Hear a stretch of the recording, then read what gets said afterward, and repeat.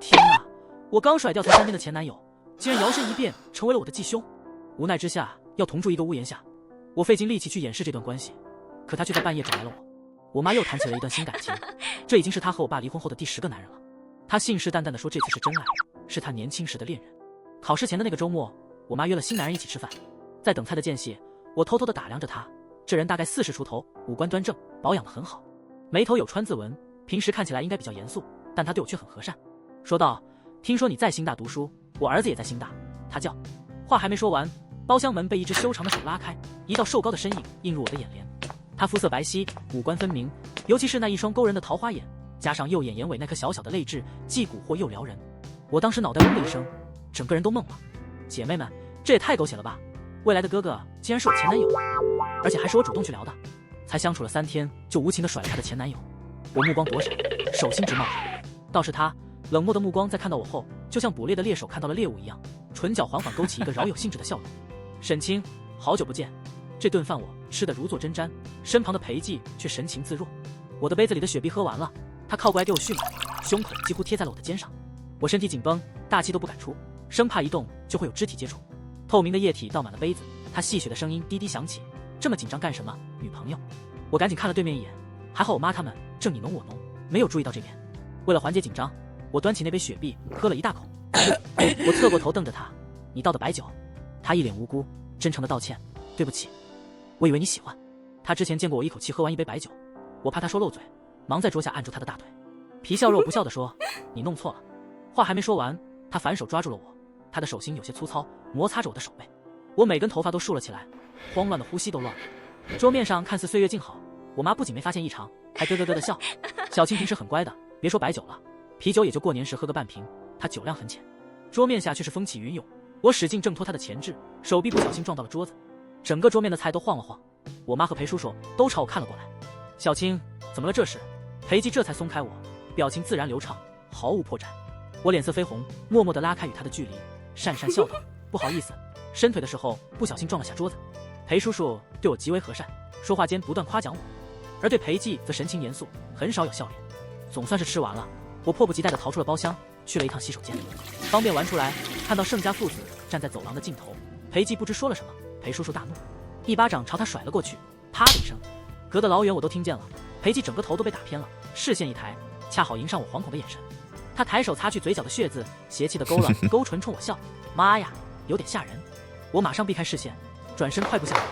回学校的地铁上，我妈发微信：“小青，过2天我就要跟你裴叔叔去领证，以后他就是你继父了。”可是妈，我刚看到他打了裴寂，我妈的微信反复输入了很久才发过来，这都是有原因的。裴寂也是个可怜的孩子，你以后尽量好好跟他相处。说着，他给我转了1888元。好吧，妈妈，只要钱到位，他就是我亲哥。一路回到宿舍，我埋头往里走，后衣领子却被人一把拎住。我回头迎上了裴寂的眼眸：“女朋友都看见我受伤了，不表示一下吗？”他嘴角噙着笑，眼底却像是日光永远照不到的角落，一片阴影。那灿烂的笑里藏着隐约的脆弱，这样的气质能打动绝大部分女生的心，可唯独打动不了我。我退后2步，面对他强大的侵入感，喉咙发紧。我跟你解释过了，我当时加你微信，以为你是我男神才会告白的，聊了3天才发现闹了个误会，我就扎了他，并提出了分手。他唇角的笑容更大了，语气戏谑：“我不管什么原因，我只知道做了我女朋友就得对我负责。开什么玩笑，我都没碰过你一根汗毛，负什么责呀？”大概是看出我要暴走了，他握住我的手腕，用红肿的半边脸对着我，语气低低的，带着示弱：“我被打成这样，你一点同情心也没有吗？要我在你宿舍楼下单膝跪地反追你吗？”他的语气饱含真诚，然而我却听得直咬牙。我感觉他像是在威胁我。他长得帅气，在学校论坛和表白墙那可是常客。我心中早有了心仪的男神，要是跟他拉拉扯扯被人瞧见，那我以后还怎么去追求爱情呢？无奈之下，我把他带到附近的小花坛，然后去买了药。冬日那温暖的阳光洒在他受伤的侧脸上，柔和了他原本稍显凌厉的五官。给他涂抹药膏时，我故意用力，可他却面不改色，真让人气愤。我恨不得在他脸上戳几个洞来泄愤，下意识地凑近他，继续加重力道。他终于皱起了眉，轻轻嘶了一声，并偏过头去。真是倒霉透了。他的嘴唇擦过了我的鼻尖，那冰凉又柔软的触感实在是有些古怪。微风拂过，他长长的睫毛与我额前飞舞的刘海交织在一起，在夕阳的余晖中仿佛难舍难分。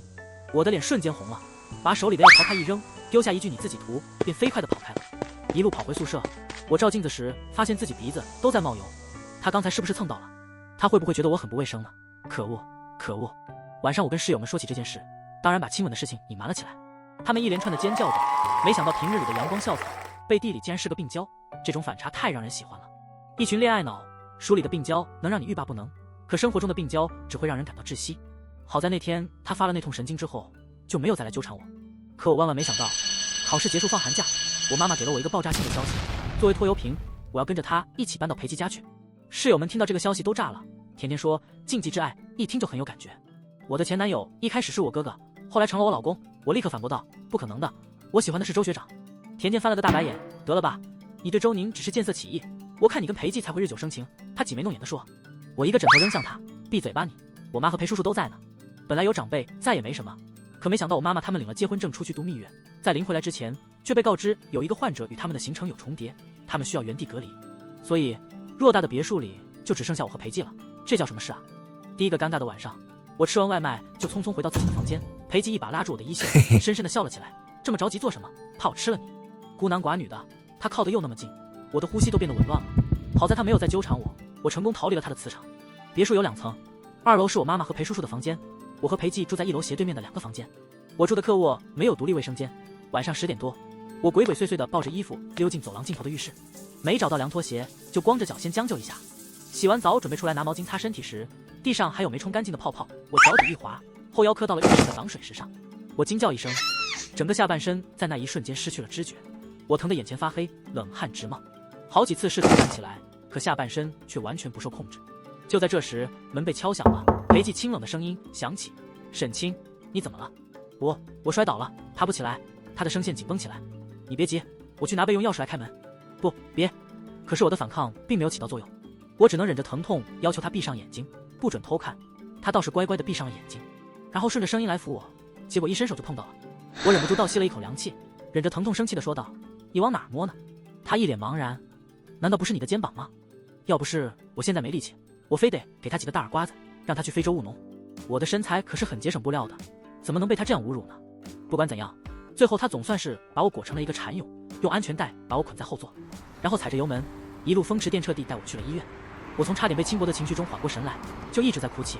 我很害怕，我的下半身一直没有知觉，会不会以后就瘫痪了呢？我可是一个花季少女，还没有好好谈过恋爱呢。如果以后都要在轮椅上度过，那可怎么办啊？裴姬把油门踩得像风火轮一样，中途还不忘回头看我，邪气地勾了勾唇：“哭什么？就算瘫痪了，也有人会养你一辈子。”我当时真的很感动，没想到他又补了一句：“我爸会负责的。”我真想说一句骂人的话。到了医院，经过一番检查，是尾椎骨骨折，至于不能动，一方面是确实很疼，另一方面是我心里太过紧张。谢天谢地，我的下半辈子还能活蹦乱跳，不过接下来得卧床休息半个月。我妈妈要给我请个保姆，可那些人一听说她和裴叔叔在外地隔离，就算我和裴姬出示了绿码，还是毫不留情地拒绝了，所以就变成了裴姬来照顾我。我躺在床上玩手机，甜甜在群里尖叫道：“天啊，你就是那个瘫痪的霸道总裁，她就是被逼无奈卖身嫁给你的可怜女主沈清，你已经开启了玛丽苏小说的生活模式。”什么玛丽苏？我正准备回复，余光瞥见裴姬神色冷冷的，一刀下去，把手里削成方形的苹果戳了个对穿。这人又不知道在发什么神经。妈妈，我有点害怕了。我在被子里憋了1个多小时，脸颊通红。裴姬坐在我床边打了好几局游戏，片头正好看到了我，他挑了挑眉，指使我干活前得先叫一声哥哥。我狠下心，脸涨得如同熟透的苹果。我急需上厕所，大号的那种。他把手机揣进兜里，露出一抹邪魅的笑容。要是这样的话，那就得叫一声好哥哥了，真是太无耻了。我早已憋得不行，可他偏偏恶劣地盯着我笑，还吹了声口哨。我不着急，你可以慢慢给自己打气。可我真的很急啊，我气得眼眶都红了，可又不得不低头，只能压低声音：哥哥。裴姬把手放在耳朵边，哪来的蚊子在叫？哥哥哥哥！我强压着羞耻，大声地喊了出来。我要用这大嗓门让他知难而退。他居然还不满足，桃花眼斜睨着我，笑眯眯地说了要叫好听的哥哥，太过分了。他已经绕到我身侧，我气恼之下伸手将他腿一拉，想借此让自己坐起来，却没料到用力过猛，他竟然站立不稳，直直朝我扑了过来。幸好他反应迅速，连忙伸手撑在床上，才避免了一场灾难。不过这样一来，他的脸就悬在我头上，我们相距仅有短短10厘米的距离，他的手撑在我头的两侧，看上去就像是要俯身亲吻我一样。他琥珀色的眼眸直勾勾地盯着我，在我的脸上来回扫视，他眼中仿佛有团火。我被他盯得浑身发烫，只能轻声叫了一句好哥哥。裴姬的喉结重重地滚动了一下，伸手拨开我脸上的碎发，手指烫得仿佛着火。沈清，你知道自己在说什么吗？他凑到我耳边，低声说道：“下次不准再这样跟别人说话了。这简直是胡说八道，除了你之外，还有谁会这么恶劣的趁人之危啊？”我狠狠地对着他翻了个白眼，翻到一半，身体突然疼痛了，原来是他把我抱了起来。我靠在他的胸膛，能听到他的心跳声砰砰砰的。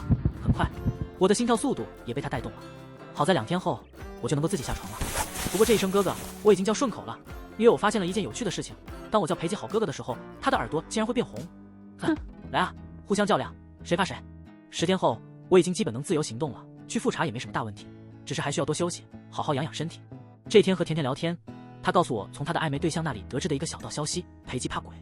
我顿时眼前一亮，嘿嘿嘿，受了这么多天的气，我要翻身做主了。当晚11点，我从房间里爬起来，用客厅的电视播放起鬼片，阴森的音乐在空荡荡的别墅里回荡。不到2分钟，裴吉的房门就打开了，他仿佛鬼魅一般窜到我身边，拿着遥控器就要关电视，却被我一把按住。我笑嘻嘻地看着他：“裴吉，你怕鬼呀？”客厅里没有开灯，光线昏暗，他扯了扯嘴角，大大咧咧地在我身边坐下：“怎么可能？我是坚定的唯物主义者，怎么会怕那个？哟呵，就喜欢你这样嘴硬的样子。”期间他一直不敢抬头，拿着手机埋头玩游戏。即便如此，随着剧情的推进，他还是一点点地朝我靠近，最后胳膊与我相触。剧情到了吓人的地方，我故意发出一声惊叫，裴吉吓得一抖，手机掉到了地上。我哈哈大笑，连日来受的气一扫而空。小样，我还治不了你吗？不过我很快就笑不出来了，因为入睡前，裴吉竟然钻进了我的房间，并且躺在我的床上，死活不肯离开。你得对我负责。他好像彻底豁出去了，紧紧地抓着被子，露出一双桃花眼看着我。谁故意的？谁等着这一刻？我现在怀疑他根本就不怕鬼，是故意指使别人给甜甜透露假情报。他凝视着我，嗓音有点沙哑：“放心，我不会对你做什么的。”我才不信你的鬼话。然而我斗不过他，最后只能各自盖着被子躺着。我一直高度戒备，拿着手机玩游戏，熬到1点多，实在忍不住睡着了。我是被敲门声惊醒的。小青，小青，你在吗？我跟你裴叔叔回来了，是我妈妈。我一个鲤鱼打挺坐了起来，这才发现不知何时，我和裴吉已经钻到了一个被窝里，而且他半夜里还把衣服脱了，上身是光着的。虽然他很瘦，但也能看到4块腹肌。我狠狠地给自己来了一下，清醒点，现在腹肌不是重点。妈妈进来了呀，门把手正在转动。我赶紧说道：“妈，你等等，我还没穿衣服呢。”我飞快地下床，把门反锁，然后一脚把裴吉踹醒，拽着他就往衣柜里塞，要死！要是被我妈妈和裴叔叔看到我们躺在一张床上，他们绝对不会相信我们昨晚什么都没做，我自己都不信。裴吉这狗东西还在慢条斯理地穿衣服，悠闲地说：“怕什么？我们又不是真的兄妹。”我狠狠地剜了他一眼，用力把他塞进衣柜里，啪的一声把柜门关上了。隔着门我警告他：“你别出声，不然我跟你断绝兄妹关系。”我妈妈已经等得着急了，叫我开门，先是拉着我左看右看，关心我的身体，然后提着个大袋子往衣柜那边走。我给你买了几件衣服，先挂起来，一会儿你自己试试。我一溜烟窜过来，后背抵住柜门，伸手去瞧我妈妈手里的袋子。妈，我一会儿自己来就行。我妈妈瞧了我一眼，那好吧。我伸手接过袋子，正暗自松了口气，就听到衣柜里响起了砰的一声门响。我妈微微蹙起眉头，目光径直投向衣柜。就在此时，裴叔叔也来到了门口，他温和地问道：“小青，裴吉那小子没在，你知道他去哪儿了吗？”我顿时冷汗直冒，摇了摇头，不清楚啊，我跟他其实也没多熟呢。裴叔叔掏出手机，我给他打个电话。糟了，裴吉的手机好像还在我床上呢，要是这时候一打电话，可就露馅了。我赶忙说道：“他或许去买早餐了，之前每天的早餐都是他买的。裴叔叔，您要不先等等吧。”可裴叔叔的电话已经接通了，而且还开启了免提。当我听到电话里嘟的一声响起时，整个人都仿佛要炸开了。我瞧见枕头那边闪过一道耀眼的光芒，幸好裴吉把手机调静音了，自然是无人接听。我妈放下衣服袋子，深深地看了我一眼，然后拉着裴叔叔离开了。临走之际，他还贴心地帮我把门带上了。他是不是察觉到了什么？我赶紧把门反锁上，接着没好气地说道：“你可以出来了。”等了好一会儿都没有得到回应，这家伙又在逗我。我气呼呼地走过去，拉开衣柜，就见蜷缩成一团的裴吉从里面滚了出来。他脸色煞白，冷汗不停地往外冒，眼尾处一片通红。我惊慌失措，正准备叫出声，他冰凉的手却按在了我的唇上，低声说道：“别出声，现在要是叫了，可就前功尽弃了。”可是你……我忘记自己被他捂住了嘴唇，急切地开口，结果唇瓣不小心碰到了他的掌心，他的眼睛更红了，里面仿佛燃烧着熊熊烈火。他撑起身，在我的额头上轻轻碰了一下，那触碰轻如羽毛拂过，可我的心却像是被重锤狠狠地砸了一下，发出砰的一声巨响。他抬手揉了揉我的头发：“乖，哥哥没事。”后来我才得知，原来他患有衣柜恐惧症，被关在衣柜里就会头晕目眩，缺氧窒息。至于原因，他始终不肯说。吃午饭的时候，我妈向裴姬道谢，感谢她这段时间对我的照顾。裴姬微笑着看着我，说出的话却让我大吃一惊。这是我应该做的，不过沈清就是太调皮了，昨天还故意放鬼片。完蛋了，这人！我赶紧在桌子底下踩了他一脚，他避开我的脚后，竟然用脚尖去蹭我的脚踝，胆子真大。当着我妈和他爸的面，他怎么敢这样？裴叔叔热情地招呼我：“小青，你身体还在恢复期，多吃点。”我妈也礼尚往来，把一盘大虾端到裴姬面前。裴姬，我看你不爱吃油腻的，那你多吃点这个。裴姬嗯了一声，却没有伸手去夹。裴叔叔的脸色顿时沉了下来，语气也变得不善：“你阿姨特意放到你面前的，你这是什么态度？”我妈连忙说：“没事没事。”裴姬嘲讽地笑了笑，眸子里涌起一丝讥讽。她夹起一只大虾，连壳一起放进嘴里，狠狠地嚼了几口，咄咄逼人的目光逼向裴叔叔，说道：“我吃虾过敏。”我吓坏了，赶紧伸手去拉他：“过敏了你还吃？快吐出来啊！”裴姬非但没有吐出来，反而一口咽了下去。他挑衅地看着裴叔叔，说道：“必须得吃，不然有些人会以为我找借口呢。”裴叔叔脸色一变，猛地站了起来，阴阳怪气地说什么呢？他完全没有了在我面前的温和，抬手朝着裴姬的脸就是一巴掌。那一瞬，我的脑子一片空白，下意识地偏过身子挡了一下，啪的一声，那一巴掌落在了我的头上。足足过了好几秒，我的眼前都是雪花般的光点，脑子里也嗡嗡作响。裴叔叔的手可真重啊，他对自己的儿子一直都这么狠吗？场面陷入一片混乱，我妈一边查看我的情况，一边责备裴叔叔。裴叔叔也不停地向我道歉，问我需不需要去医院。我用眼角的余光看到裴姬的脸上、脖子上已经出现了很多红色的小点，她的皮肤白皙，那些红点分布得十分散乱，就像是不小心溅落的血滴，触目惊心。她嘴角挂着笑，就那样冷冷地看着我们忙乱的三人。裴叔叔不停地向我道歉，却没有给裴姬一个带有歉意的眼神。晚上，我妈来到我的房间，我实在忍不住，问出了心中的疑惑。我妈重重地叹了口气，说道：“这是属于历史遗留问题，你裴叔叔确实做得不对，以后我会多劝劝他的。”裴姬那孩子的脾气也真是，他叹了口气，没有继续说下去。这天夜里，我很晚才睡着。我本以为今天发生了这样的事，以裴姬的个性，夜里肯定会溜到我房间来。他可是干得出这种事的，可他没有。不仅没来，我给他发了条微信，他也没有回复。但我知道他没睡，我还听到他起来去厨房倒水喝了。各位，我有点不开心。我为他挡了一下，差点被打成脑震荡，他连一句谢谢都没有吗？可我又不能质问他，不然会显得我像是在挟恩图报似的，就是心里堵得慌。接下来的2天，我能明显感觉到裴姬的变化。虽然在长辈面前，他依然很有礼貌，也经常对我笑，但我感觉我们之间的关系变了，仿佛有一道深深的、我无法跨越的鸿沟横在我面前，真是莫名其妙。本仙女可从来没受过这样的气，难道缺了你就不行吗？所以我也没理他。甜甜在微信里说道：“这是什么病娇人设啊？这霸道总裁忽冷忽热、若即若离的，简直让人欲罢不能。沈清，要是我就拿下他，然后再狠狠地甩了他。要命，他被言晴雯给毒害了。”腊月24这天是过小年，吃午饭的时候，裴姬竟然不在。裴叔叔冷哼一声：“不用管他，我们吃我们的。”吃过饭后，我还是没忍住，悄悄地问了我妈，得知裴姬可能去了一个我怎么也想不到的地方——墓园之中。我无数次在心底告诫自己别去管他，可那双手却鬼使神差地叫来了网约车。这墓园着实庞大，可恰逢小年，除了裴姬之外，再无他人。我依照门卫的指引，一步步射击而上，远远的便瞧见了他的身影。天空宛如一口黑漆漆的大锅，沉沉地照在墓园上方。他身着一身黑衣，宛如一尊雕塑般一动不动地伫立在一块墓碑之前，竟看亦是那般模样，仿佛与我相隔了无尽的距离。这种直觉让我心中惶惶，我加快脚步往上奔去，气喘吁吁地在他身旁站定。墓碑上的照片已然泛黄，然而那面容依旧清晰可见，是个美人。裴姬与他母亲有7分相像，尤其是那双眼眸以及眼尾的那颗泪痣，简直如出一辙。他漠然地开口道：“今日是我母亲的10周年忌日，10年了，我父亲从未来看过她。他想不开，临死前找了个借口，将我锁在衣柜里，以免我阻止他。”他稍稍停顿了一下，你说他究竟爱过我吗？倘若爱，为何不带我一起离去，要将10岁的我独自留下？他明明知晓我父亲一点也不喜欢我，为何还要留下我遭受折磨？原来如此，这便是他为何如此惧怕钻衣柜的原因。我母亲去世后，我父亲便搬了家，以前的东西一件也未留下，家中甚至连一张照片都没有。他轻轻地摩挲着墓碑上的照片，语气如同头顶的天空般阴沉沉的。上次在饭店，我说让他今年忌日来看看我母亲，结果他给了我一记耳光。他伸手摸了摸自己的脸颊，明明他的脸庞白皙光洁，可我却仿佛看到了累累伤痕，心中有万千言语，可我却不知该如何开口，只是干涩地说道：“你别太难过了。”他偏过头看我，眼球上布满了血丝，突然伸手将我拽了过去，冷冷地说道：“你应该跪下来给我母亲磕头，阿姨是长辈，磕头也并非过分之事。”我正要屈膝，裴姬却已将我重重地按下，我的膝盖触地，发出一声沉闷的声响。幸好冬天穿的裤子厚，不然肯定会淤青。裴吉按住我的肩膀，语气疯狂：“磕头呀！你给我母亲磕头，这是你们欠她的。”我未曾想到他会突然发疯，一时之间未加防备，被他推倒一个踉跄。嘶！我倒吸了一口凉气，这让我心中涌起一股怒意。我狠狠地甩了甩头，迅速站起身来，往后退了几步，与他拉开距离，怒目而视。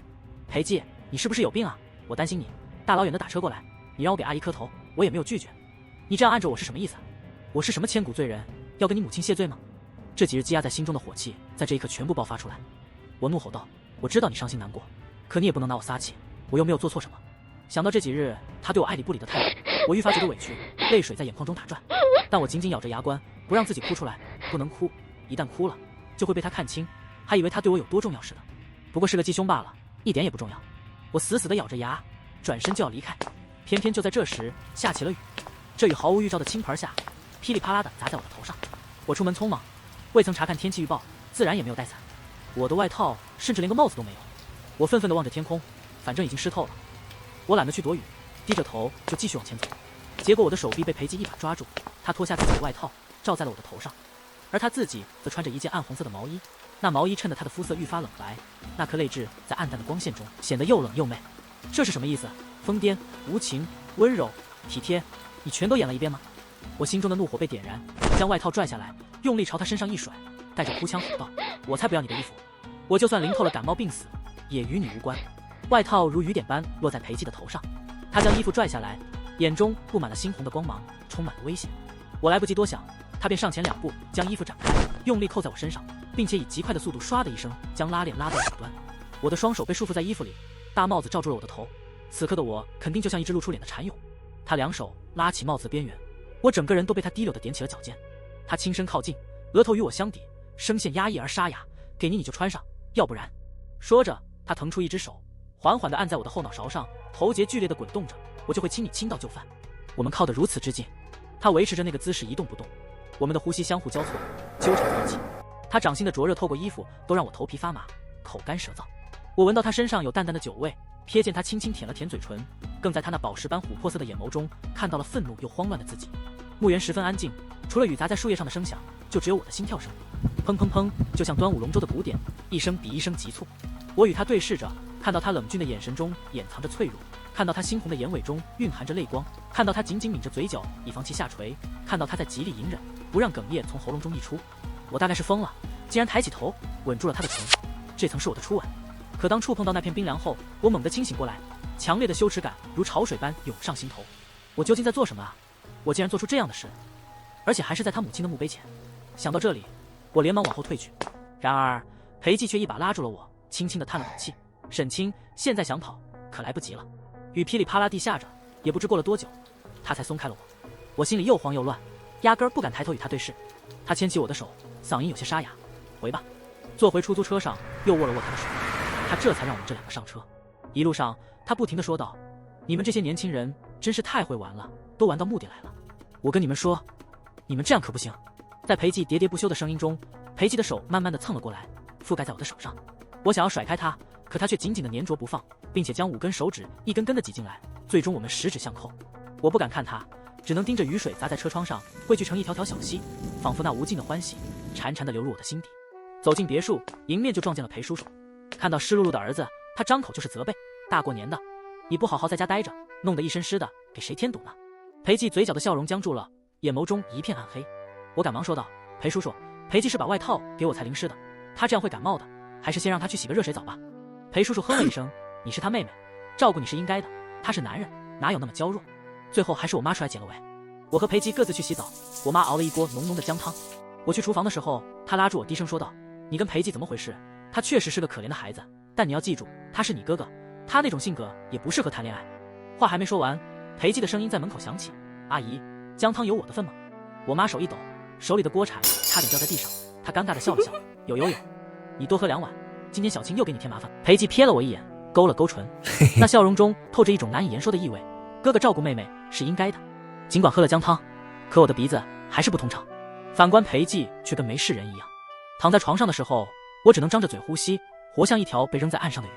夜里11点半，房门突然被吱呀一声推开，裴寂的身影溜了进来。我急忙把他往外推，羞恼地说道：“你干什么？赶紧回自己房间去！要是被我妈他们看到，那可就糟了。我妈今天虽然没把话说完，但意思很明显，她不会同意我和裴寂在一起。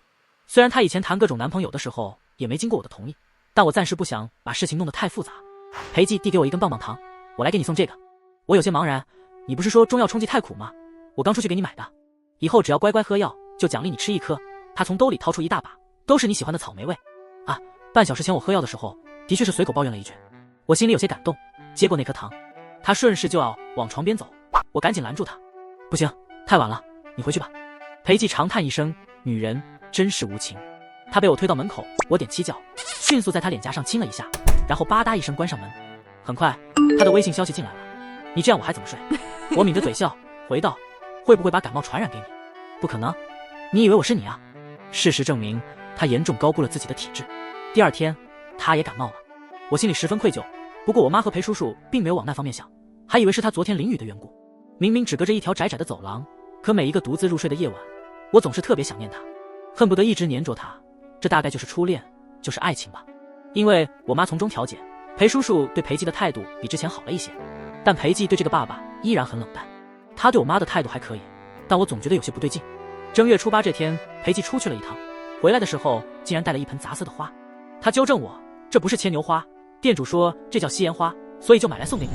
我把那盆花放在光照充足的阳台，它总是在傍晚时分舒展，夜里美得格外招摇，然后在早上轻轻闭合。就像我和裴寂的关系，似乎只能存在于黑暗的夜里。裴寂捏着我的鼻子，想什么呢？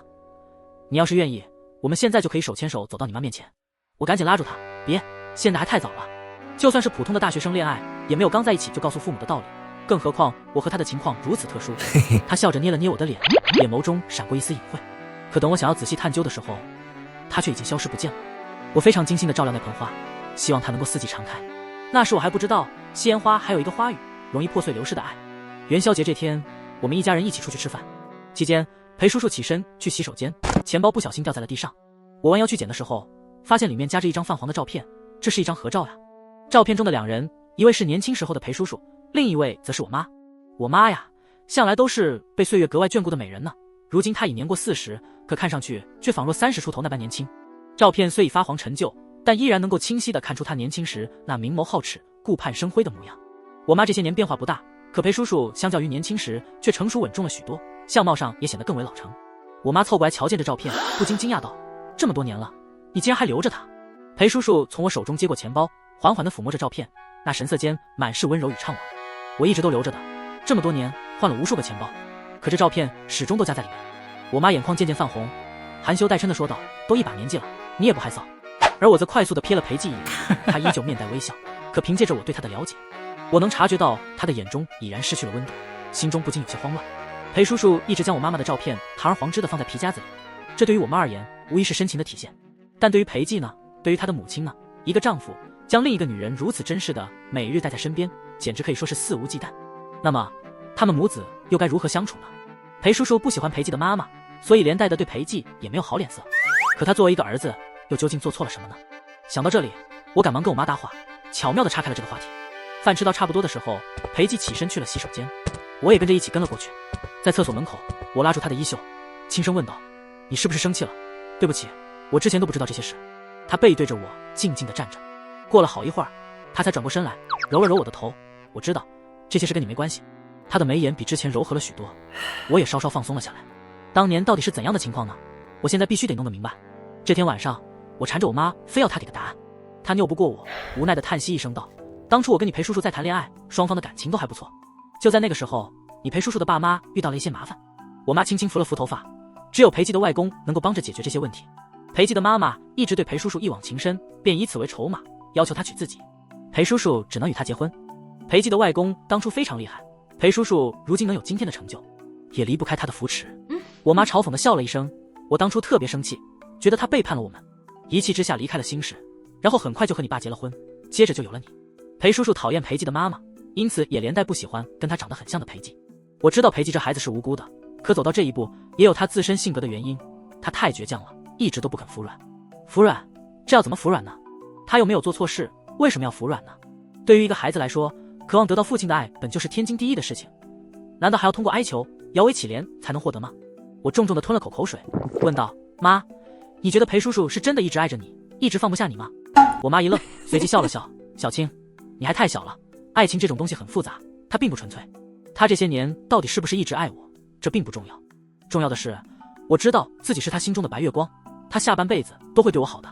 我妈轻轻地笑了，谈了这么多恋爱，我也累了，以后的日子就这么和他一起过吧。第二天就是开学的日子，裴叔叔坚持要开车送我和裴记回学校。裴记上车的时候微微一笑，多亏了你，我读了10几年的书，这还是他第一次送我呢。我一时间不知道该说些什么，只能紧紧捏着包包的袋子。还好裴记没有继续这个话题，他转头看向了车窗外，在流逝的街景中，他那冷漠的下颚线锋利的好似一把刀，深深地刺入了我的眼中。晚上我约裴记去吃饭，他说自己有点事，可1个多小时后，甜甜却刷到了温暖的朋友圈，里面竟然有裴记的身影。裴记之前的绯闻女友是温暖，他们同在一个班级，且都在学生会，她是学校的校花之一，人气颇高。然而她一直保持单身，与男生保持着恰当的距离，唯独对裴记亲近。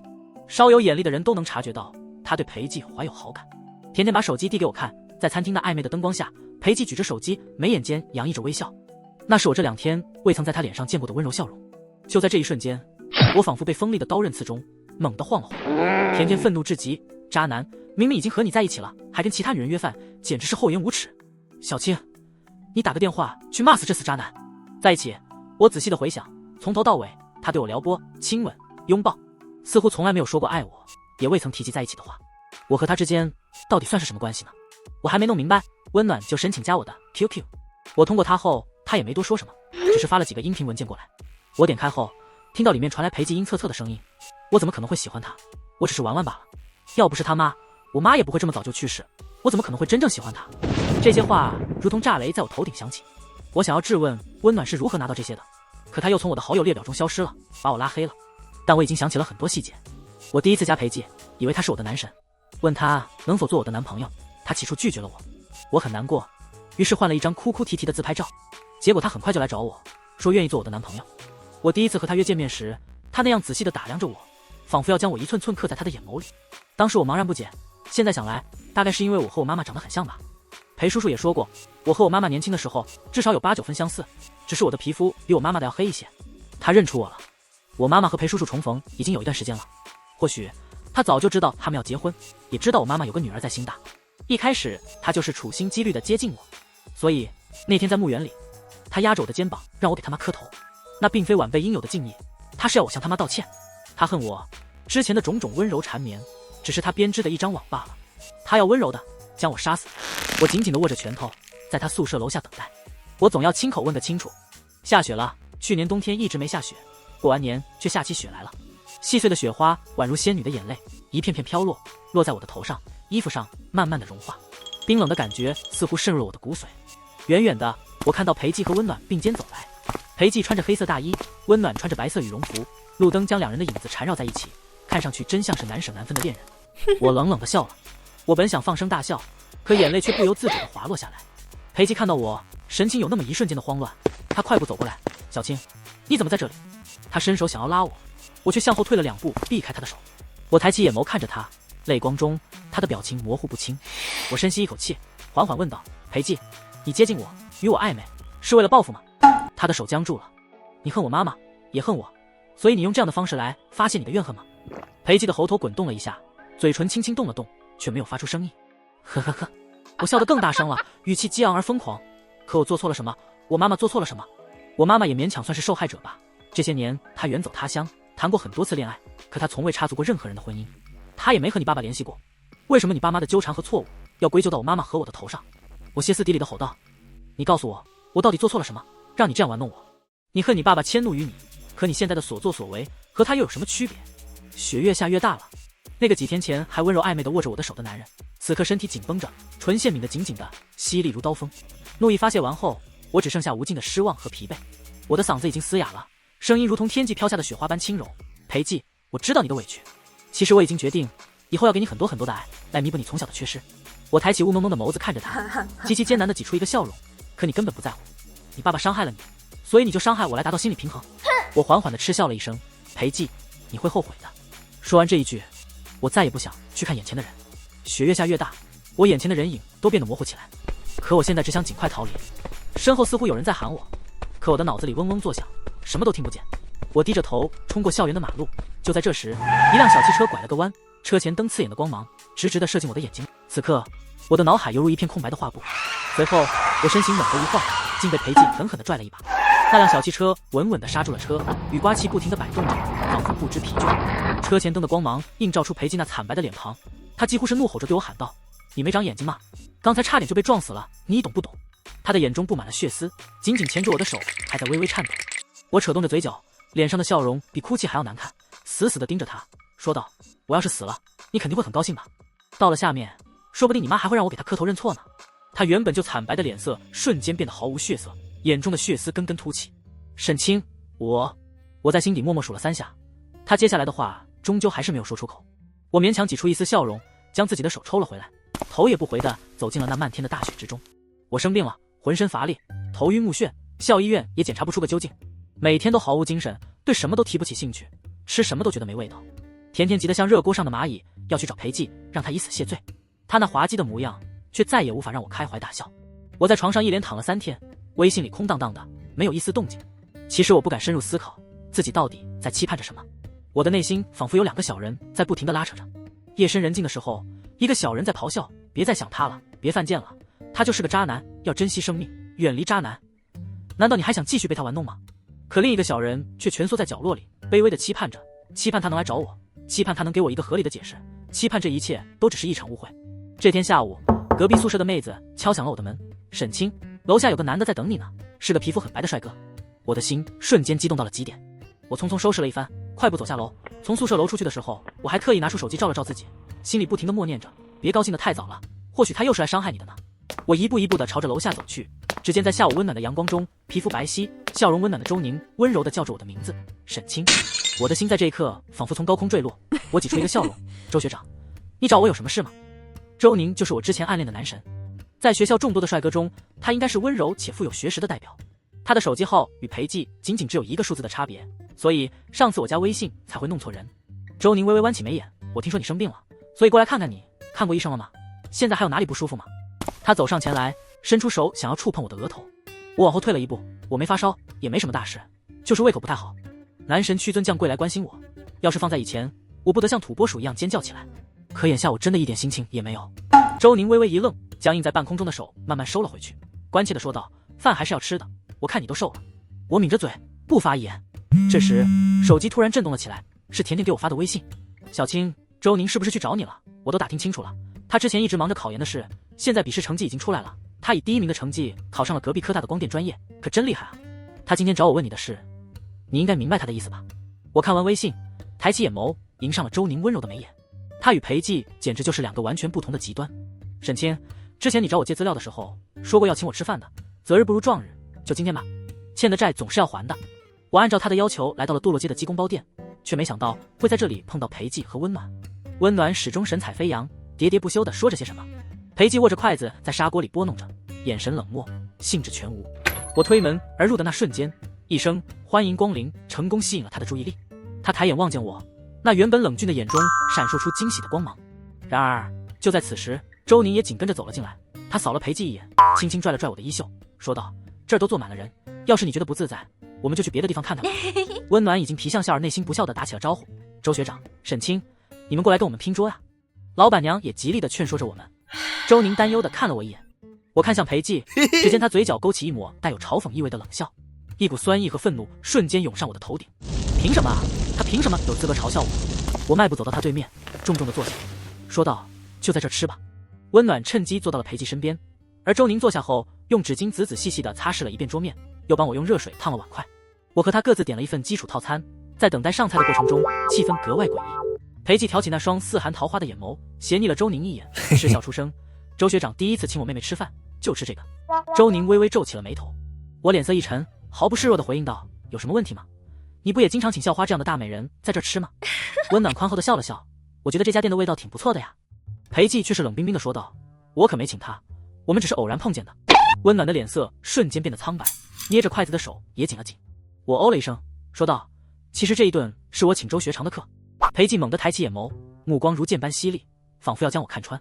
过了好一会儿，他露出灿烂的笑容，说道：“妹妹请学长吃饭，怎么不去好一点的地方呢？是钱不够吗？要不要哥哥给你转点？”我真的气炸了。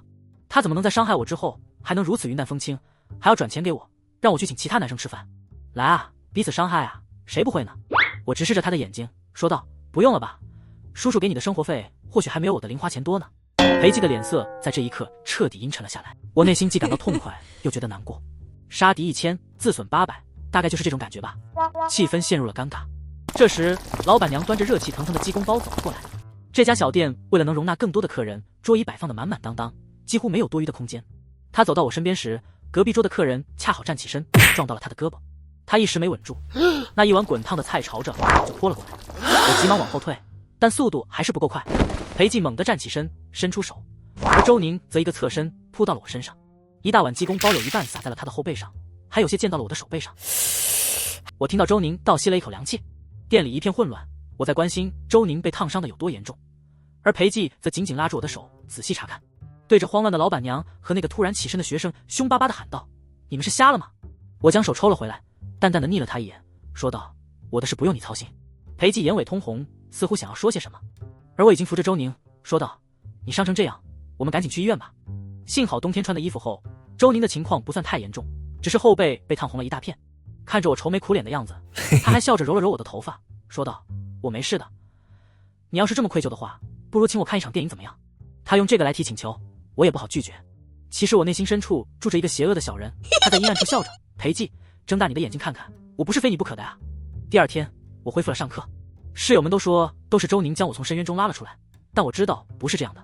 是我突然想通了，爱情并不是我生活的全部，不管怎样，我都要继续向前走。丢了心就算了，可不能连成绩也丢了。周宁频繁地约我，他举止彬彬有礼，在10多次里，碍于情面，我总要去赴约一次。期间我多次暗示他我暂时不想谈恋爱，但他依然如故。奇怪的是，被我拉黑微信的裴寂也经常出现在我的视线里。每次我和周宁在一起的时候，他就好像有雷达一样会出现。大概半个月后，有一部我期待很久的新电影上映了，这也是我早就答应请周宁看的。我和他约好在商场碰面，远远的我就看到他捧着一大束玫瑰花站在门口。